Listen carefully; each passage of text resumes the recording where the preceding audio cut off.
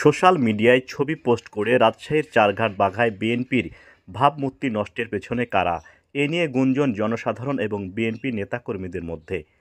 জানা গেছে, সম্প্রতি সময়ে রাজশাহী জেলা বিএনপির আহ্বায়ক আবু সাঈদ চাঁদকে ঘিরে গভীর ষড়যন্ত্রে মেতে উঠেছে একটি কুচক্রী মহল। তারা ফেসবুকে পোস্ট দিয়ে অভিযোগ তুলেছে, আবু সাঈদ চাঁদ বিভিন্ন জায়গা থেকে মোটা অঙ্কের টাকা চাঁদা নিয়েছে। তবে সরেজমিনে তাদের কাছে গেলে এ ধরনের কোনো তথ্য পাওয়া যায়নি। তারা বলেন, আবু সাঈদ চাঁদ আমাদের কাছ থেকে কোনো টাকা নেয়নি, এসব মিথ্যা এবং বানোয়াট কথা। তার নামে বিভ্রান্তিমূলক মিথ্যা পোস্ট দিয়ে সম্মানহানির চেষ্টা করা হচ্ছে। টাকা নেওয়ার অভিযোগে রুহুল সরকারের কাছে জানতে চাইলে তিনি বলেন, আমি চান চেয়ারম্যানের কোনো টাকা পয়সা দিইনি। কথায় এই ছোট্ট কথায়, এরপর আর আমার কোনো কথা নাই। মুখোশেক ডাকিলে এসে প্রমাণ করে দিতে হবে আমার সামনে। মুখোশ এসে বলবে যে হ্যাঁ আপনি টাকা দিচ্ছেন, নাহলে ওই কোথা থেকে তথ্য পেলো তথ্য সংগ্রহ করে দেবে। এটা হলো চেয়ারম্যান ছোট করার জন্য হলো এই কাজটা করা। কারণ উনি একজন রাজনীতিবিদ, উনি এই যে গ্রাম থেকে যা উঠে যে একটা জেলার আহ্বায়ক হয় কিন্তু বিশাল ব্যাপার। এই জন্য তার পিছিয়ে লাগিছে যে কিভাবে তাকে ছোট করা যায়। বিএনপি নেতা আবু সাঈদ চাঁদের নামে মিথ্যা বানোয়াট কথা রটানো হচ্ছে বলে এগিয়ে আসেন সাধারণ মানুষ। আমরা দেখছি বিভিন্ন সামাজিক যোগাযোগ মাধ্যমে আবু সাঈদ চাঁদ চেয়ারম্যান সহ বিএনপি এই রাজনৈতিক দলে চারঘাট বাঘাটে ছোট করার জন্য বিভিন্ন রকমের প্রোপাগান্ডা ছড়ানো হচ্ছে।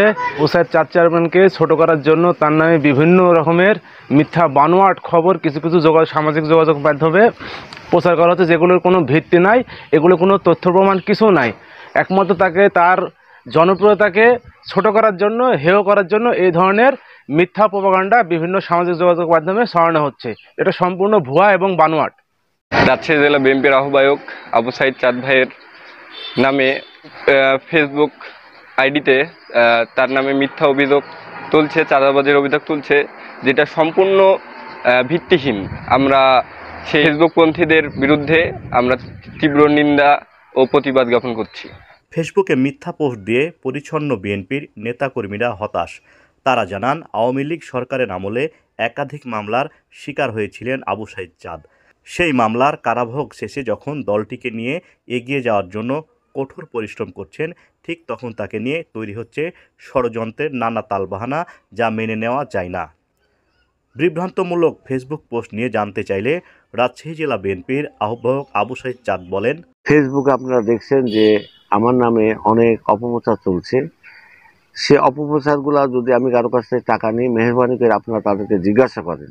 যদি অবশ্যই তারা বলে তাহলে আপনারা সেটা করবেন। কার কার নামে আসছে আপনারা ইতিমধ্যে জানেন, তাদেরকে আপনারা জিজ্ঞাসা করেন তারা আমাকে টাকা পয়সা দিচ্ছে কি না দিচ্ছে এই ব্যাপারে আপনারা ক্লিয়ার হন।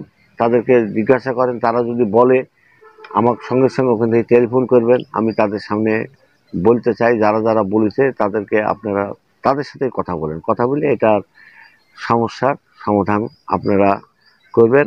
আগামীতে চারঘাট বাঘায় উন্নয়ন নিয়ে নতুন স্বপ্ন দেখছেন আবু সাঈদ চাঁদ। আপনারা জানেন যে আমাদের চারঘাট বাঘার কিছু অংশ নদীর গর্ভে প্লাবিত হয়ে গেছে এবং এর সংস্কার আমরা এখনো পর্যন্ত করতে পারিনি। আমার এইসব এলাকার মানুষ বিভিন্ন জায়গায় বসবাস করছে, কেউ ঢাকায়, কেউ বিভিন্ন জায়গায়, কেউ ফরিদপুর চলে গেছে, কেউ কুমিল্লা চলে গেছে। ম্যাক্সিমাম লোক এখন জীবিকা নির্ভর করছে ফরিদপুর বা বিভিন্ন কাজকামে তারা যাচ্ছে, বিভিন্ন জেলায় যাচ্ছে, শহরে চলে গেছে অনেকে। তাদের জন্য অনেক কষ্ট হয়।